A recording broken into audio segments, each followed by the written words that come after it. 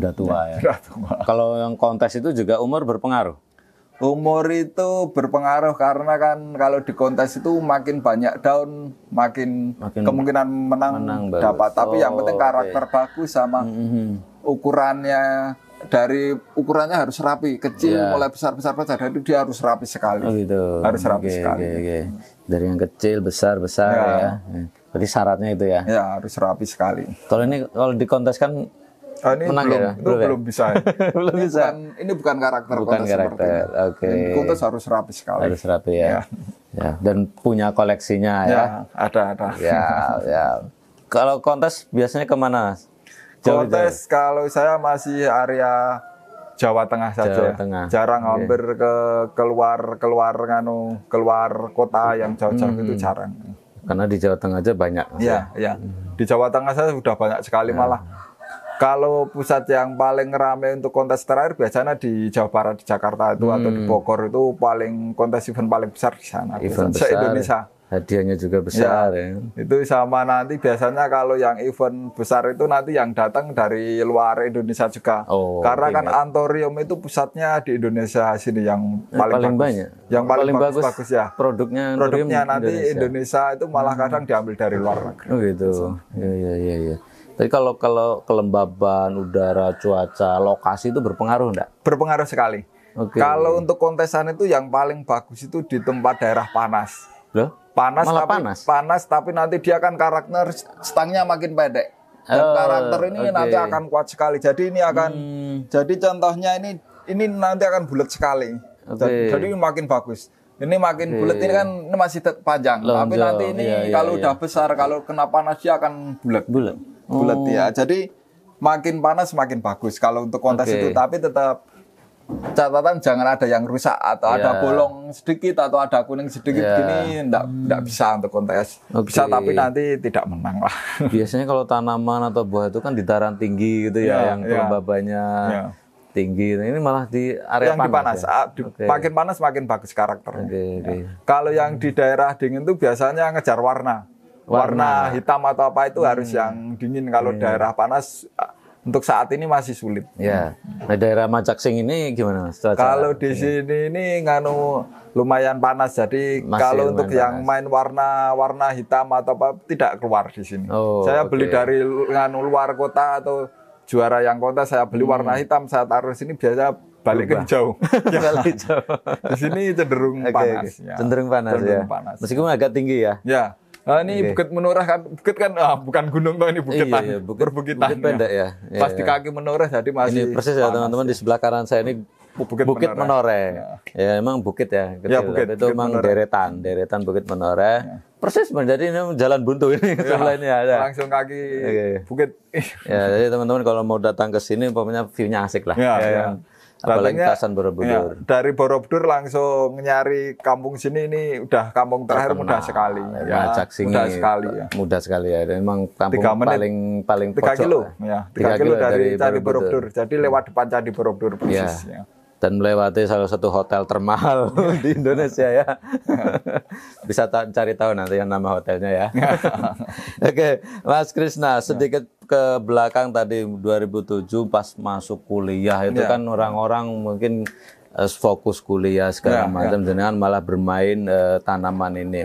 Ini berpengaruh nggak ke kuliah? Ke kuliah itu ya ilmunya dari kuliah saya jurusannya kan ekonomi akuntansi, tapi saya hafal sampai sekarang itu yang mengena ke saya itu pelajaran wirausaha.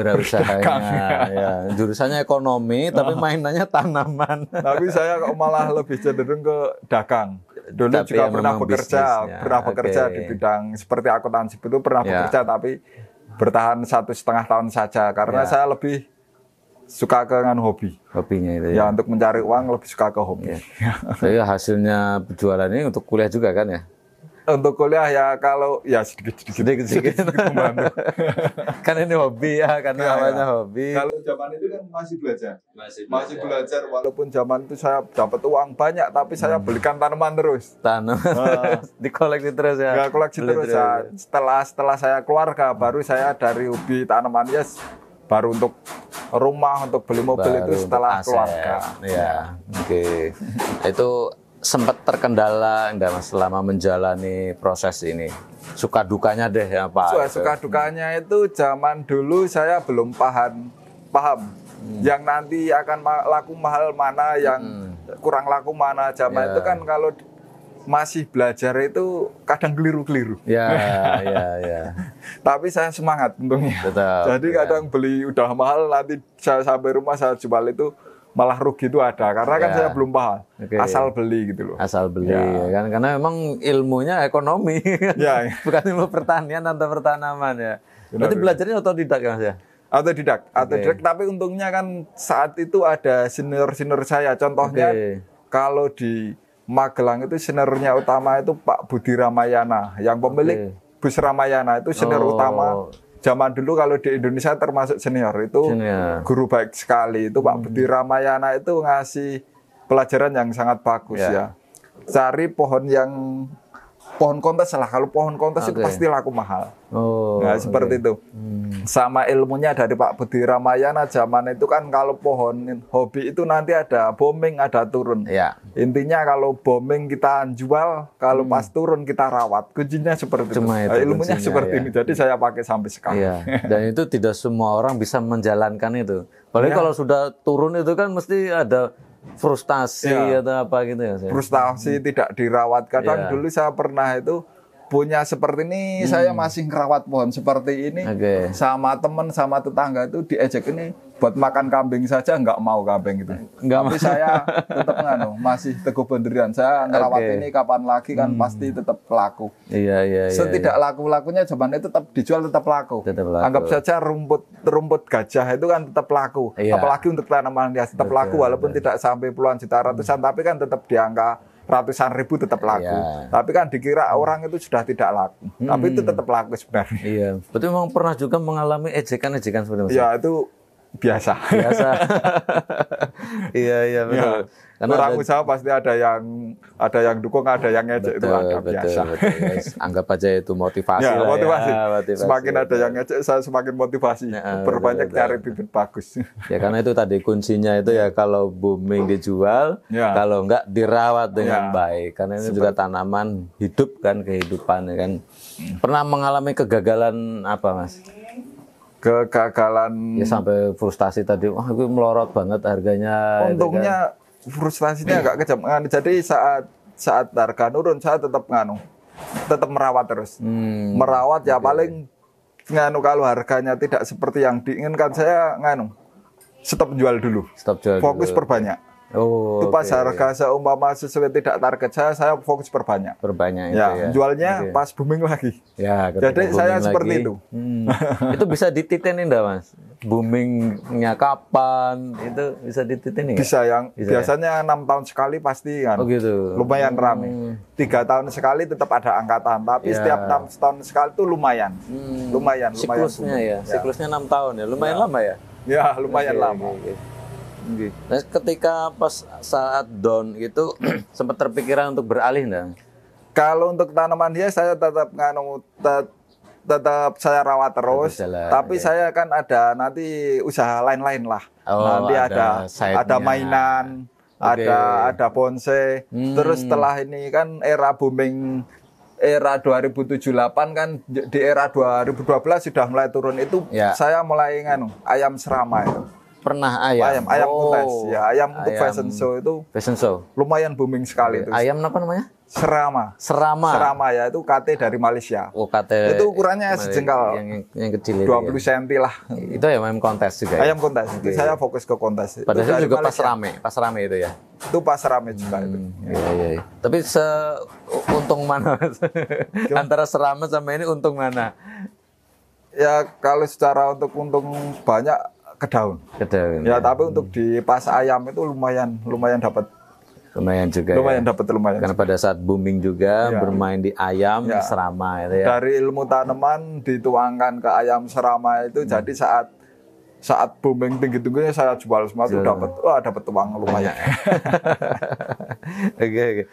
Sekarang ayam sudah enggak? Sudah pensiun Sudah pensiun. 2016. Oh.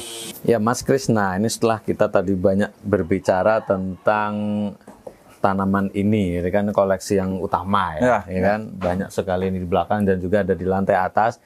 Ini rumahnya 2 lantai teman-teman, dan lantai atas itu full tanaman ini semua dari harga puluhan ribu sampai ratusan juta ya. Nanti bisa disimak mana yang 100 juta, 200 juta itu kan nanti bisa kita ambil gambarnya. Nah, tapi ini saya ingin tahu juga Mas Krisna, punya koleksi lain enggak? Ini kan biasanya kalau kolektor atau penghobis itu tidak hanya satu ini kan ya. Itu ada yang lain enggak? Ada, yang lain itu ada mobil-mobilan, diecast ya. Figur itu ada, terus bonsai ada. Bonsai itu juga buat untuk kontes koleksi, juga untuk nyari uang juga. Lainnya ada patung-patung dari batu karakter dari candi-candi, patung candi-candi itu ada itu. Koleksi sekalian untuk pajangan juga, tapi kalau buat cari uang juga. Ya, ini contohnya nih teman-teman bisa ada ini patung Buddha ya. Ada patung Buddha, terus ada stupa, di belakang itu ada naga. Ini di depan kita juga ini ada banyak banget, ada Ganesha, ada naga juga. Banyak banget ini memang koleksi patungnya, termasuk hiasan dinding ya, yang dari batu juga. Benar. Dan memang ini khasnya Borobudur Mas ya? Ya, benar. Khasnya kawasan Borobudur itu kan bebatuan ya, dan juga patung-patungan ya. Dan ini memang asli Borobudur Mas ya? Asli dari Borobudur ya? Asli. Emang dari awal juga sejak menekuni tanaman ini disambi dengan patung?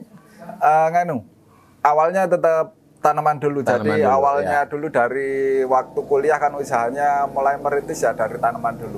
Untuk yang lain-lain ya setelah lumayan dapat modal dari tanaman, ngembangin ke hobi lain.